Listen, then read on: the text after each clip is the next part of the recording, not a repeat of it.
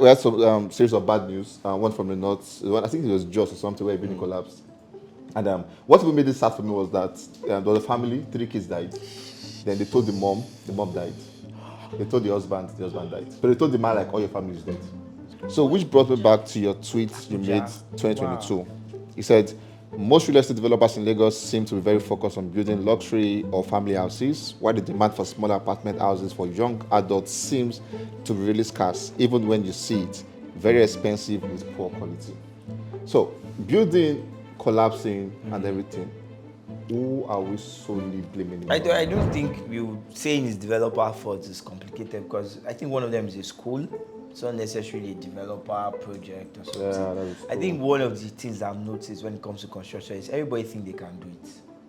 Even when we try to sell our buildings, when we talk to clients, like, what's there in building a house?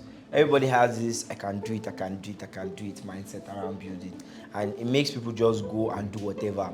Like, they see it as common sense. True. They don't see it as engineering. Most people see it as so it now makes a lot of people go. Like, you will see people build houses without consulting any professional. To just build it. That's why there are some videos you see some people using bamboo instead of iron. Do you even understand why the iron is there? Do you understand what load is? Do you understand center load? Do you know what dead load and active load is? Like, the technical part of building. Yeah. It's not just pouring cement and granite. So it's not really a developer thing. It's more of a general notion, especially among Nigerians, that everybody can build. If you talk to most people, even people watching this, many of them are built too.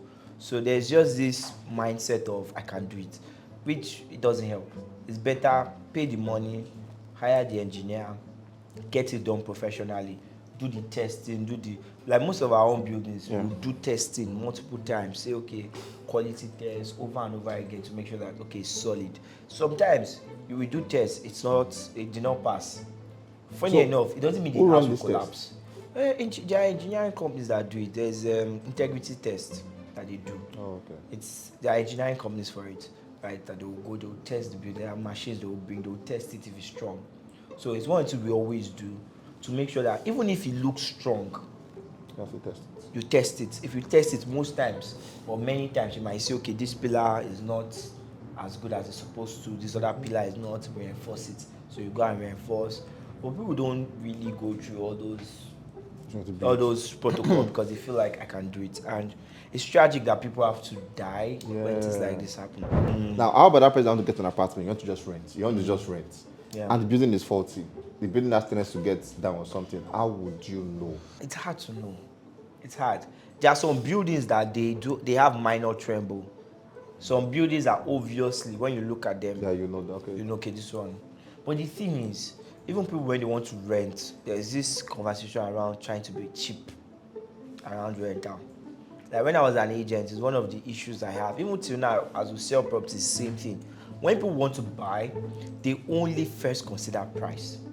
Yeah, true. Before any other thing. So if you put your price at 1 million and another person put his price at 500,000, most times they will even consider the 1 million guy. They will consider the 500. And the problem with structural integrity is most times you don't see it. You don't see it. You will see aesthetics. I've seen a lot of buildings where I'm passing and I'm like, what are these people building? Then one day I'll pass and see that they've painted it. It's all looking nice. So it's like putting lipstick on a pig.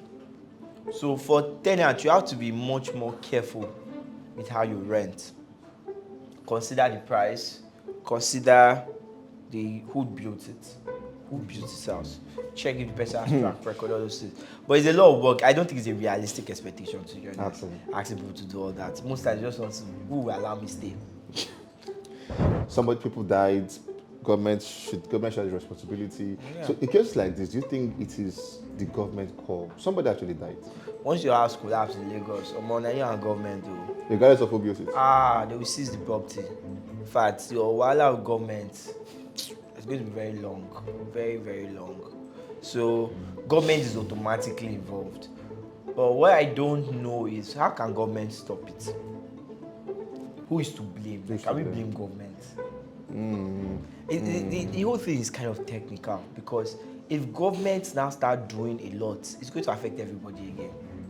like in development over the past 5 years, 6 years I'm developing, or more, they've changed rules over and over and over and over again.